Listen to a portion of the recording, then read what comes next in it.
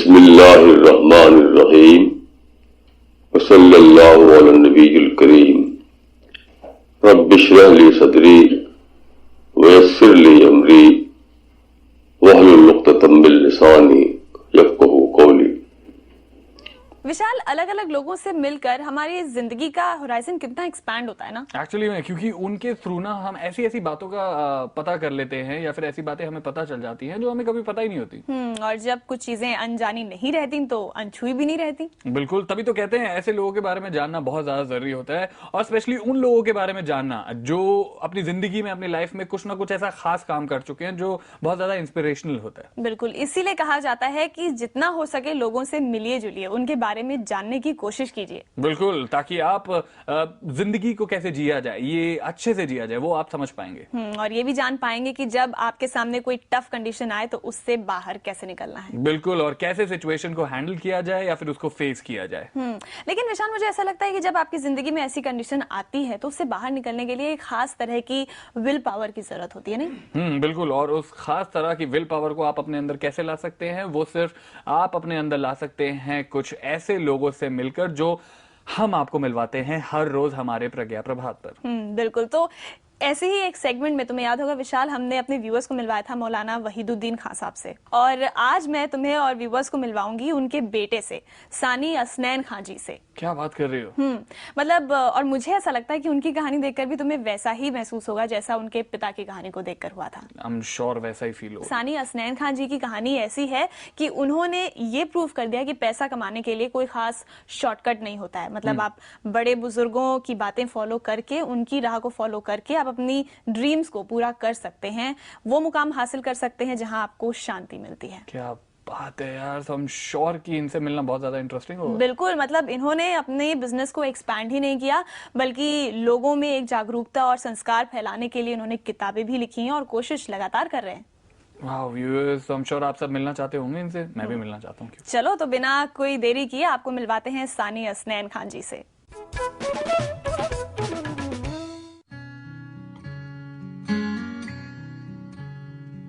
कहा जाता है कि किताबें इंसान की सबसे अच्छी दोस्त होती हैं, जो जीने की सही राह दिखाती हैं। हमारे अंदर उन सब गुणों को भर देती हैं जो हम कहीं बाहर की दुनिया में नहीं सीख सकते। हम अक्सर चाहते हैं कि बच्चों में अच्छे संस्कार हों। सानी असनैन ने एक पहल की। उन्होंने कुरान, इस्लाम जगत की पौराणिक कहानियों और साहित्य को बच्चों के लिए रीराइट करने की और उसे कार्टून, इलस्ट्रेशन, पिक्चर से बहुत ही आकर्षक ढंग से पेश किया है, जिससे बच्चे उन्हें पढ़ें और उनमें ऑनेस्टी, पीस और मॉरल वैल्यूज डेवलप हो सकें।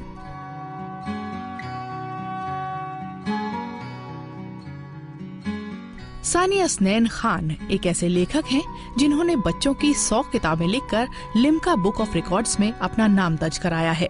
जो वैल्यूज़, मॉरल वैल्यूज़ और इस्लामिक टीचिंग्स हैं, वो कोई ऐसे अट्रैक्टिव फॉर्म में हमें नहीं मिलती कि हम बच्चों को दे सकें और वो उसको एक्सेप्ट करें और उनको भी अच्छी लगे। और फिर मैंने काफ़ी फ़ॉरेन ट्रिप्स भी किए, चूँकि फ़ादर जाया करते थे अब्रॉड, USA और यूरोप वगैरह, तो वहाँ भी मैं देखता था कि वहाँ भी लोगों को ज़रूरत है। तो बहुत ही कम चीज़ें मिलती थी, यानी इस्लामिक स्टोरीज़ या कुरान से जो स्टोरीज़ हैं वो अच्छे स्टाइल में पब्लिश हुई हुई, जिसके अंदर इलस्ट्रेशंस हों और मॉडर्न लगे, वो उसका गेटअप अच्छा हो। तो मैंने सोचा कि इसकी बहुत सख्त ज़रूरत है। तो फिर 1999 में मैंने पहली बुक पब्लिश की और उसको लोगों ने काफ़ी पसंद किया, काफ़ी लोगों के अंदर एक्सेप्टेंस मिली। फिर उससे एनकरेजमेंट हुआ और मैंने फिर उस काम को और आगे बढ़ाया। हमारी आने वाली पीढ़ी में सच्चाई, ईमानदारी, अहिंसा जैसे गुण हों, वो अपनी संस्कृति को पहचाने, तो इसके लिए जरूरी है कि बचपन से ही उन्हें इसकी तालीम दी जाए। और आज असनैन साहब की लिखी किताबें बच्चों के साथ साथ बड़ों की भी पहली पसंद बन गई हैं। मेरी तकरीबन 100 किताबें अब तक पब्लिश हो चुकी हैं और कई मिलियन कॉपीज़ इंग्लिश में और दूसरी लैंग्वेजेस में छप चुकी हैं। जब मैं बाहर जाता हूँ, ख़ास तौर से बुक फेयर्स में, जैसे मैं अभी लंदन बुक फेयर में था, तो पेरेंट्स आते हैं मेरे पास, काफ़ी पेरेंट्स आते हैं। वो कहते हैं कि हमने आपकी किताब ख़रीदी और हमने अपने बच्चों को दिखाई, उनको पढ़ाई, उन्हें बहुत फ़ायदा हुआ। तो चूँकि पेरेंट्स की भी ज़रूरत है, उनको भी कुछ चाहिए, वो चाहते हैं कि अपने बच्चों को मॉरल वैल्यूज़ सिखाएँ, अच्छी बातें सिखाएँ। तो उसके लिए उनको एक अच्छा टूल मिल जाता है कि वो बच्चों को पढ़ के सुनाएं, बच्चों को दिखाएं। तो ये एक तरीके से उनकी भी ज़रूरत है और वो ज़रूरत हम पूरी करने की कोशिश कर रहे हैं। मौलाना वहीदुद्दीन खान के बेटे सानी असनैन को तहजीब विरासत में मिली, लेकिन पढ़ने लिखने के माहौल में पले बढ़े असनैन शुरुआत से ही कुछ ऐसा करना चाहते थे जिससे बच्चों में अच्छे गुणों का विकास हो। और 1998 में गुड वर्ड पब्लिकेशन के जरिए उन्होंने बच्चों के लिए किताब पब्लिश करने का फैसला किया। जब सबसे पहले मैंने ये सोचा कि बच्चों के लिए कुछ किताबें बनाई जाएं, तो मैंने कई लोगों से बात की, कई ऑथर्स से बात की, लेकिन किसी को कोई आइडिया खास पसंद नहीं आया। तो मजबूरन मैंने खुद लिखना ही शुरू किया। ये काम इतना आसान नहीं था, पर सानी साहब ने हर हाल में इस कोशिश को अंजाम देना चाहा और इसीलिए 1998 में उन्होंने अपनी पहली किताब टेल मी अबाउट हज लिखी, जिसे लोगों ने उम्मीद से बढ़कर पसंद किया। मैंने सबसे पहले टेल मी अबाउट हज किताब लिखी। वो सिर्फ एक किताब थी, लेकिन मुझे कुछ अंदाज़ा नहीं था कि इसके बाद और भी कुछ चीज़ें आएंगी, लेकिन लोगों ने काफ़ी पसंद की। तो उसके बाद मैंने और किताबें लिखी। सानी असनैन एक राइटर के रूप में तो वर्ल्ड लेवल पर अपनी पहचान बना चुके हैं। साथ ही उन्होंने एक छोटे से पब्लिशिंग हाउस को बड़े कारोबार में तब्दील किया है। मेरे फादर मौलाना वहीदुद्दीन खान ने 1976 में एक अल रिसाले नाम का एक मैगज़ीन शुरू किया था। उस वक्त मैं स्कूल में था, शायद 10th क्लास में रहा हूँगा। तो उसी वक्त से मैं इस काम में साथ हूँ फादर के। जैसे प्रिंटिंग करवाना, उस वक्त मैं प्रिंटिंग कराने प्रेस जाया करता था, बाइंडर्स के पास जाता था, पेपर लेने के लिए चौड़ी बाज़ार जाता था। फिर आहिस्ता आहिस्ता जब मेरी एजुकेशन पूरी हो गई 1985 में, तो मैंने ये काम फुल टाइम संभाल लिया और जो पब्लिशिंग थी उसको काफ़ी आगे ले जाने की कोशिश की।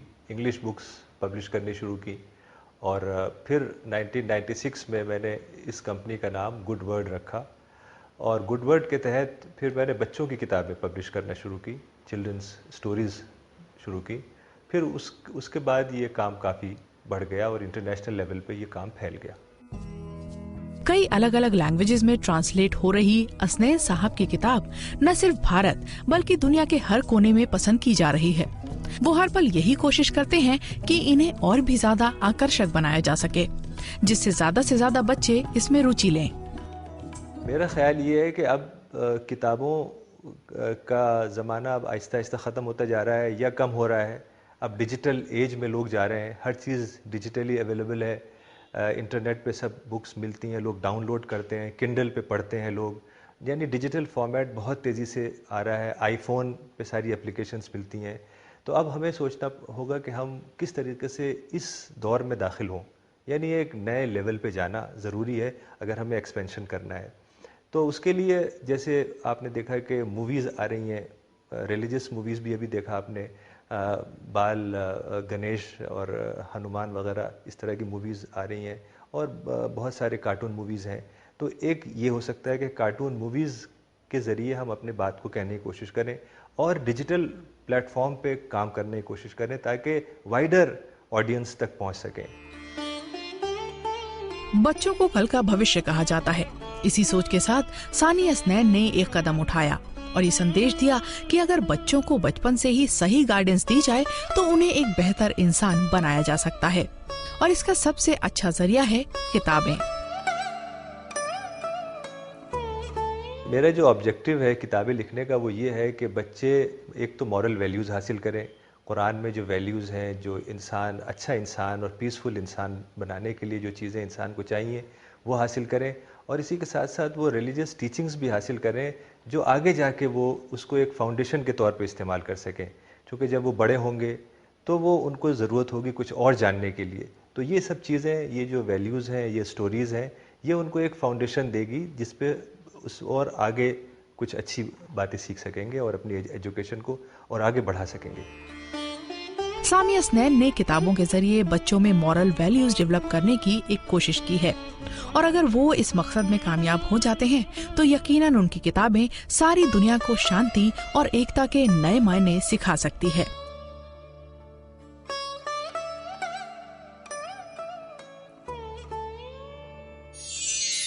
तो क्या सोच रहे हैं, है ना कितनी इंस्पायरिंग स्टोरी इनकी। मतलब इनसे मिलने के बाद आई एम श्योर आपके इरादों में जान आ गई होगी। मुझे भी ऐसा ही लगता है ना। हाँ। आई होप कि हमारे व्यूअर्स जितने भी ये सारी स्टोरीज देखते हैं ना, इनकी लाइफ में कुछ ना कुछ बदलाव आए। ये आई एम श्योर व्यूअर्स, अगर आप कहीं ना कहीं लेट डाउन फील कर रहे होंगे तो हमारे इस सेगमेंट में हमारे इन हीरोज से मिलने के बाद आपके अंदर भी एक तरह का मोटिवेशन आता होगा। बिल्कुल, हम भी यही उम्मीद करते हैं कि ऐसा जरूर हो रहा होगा आपके साथ।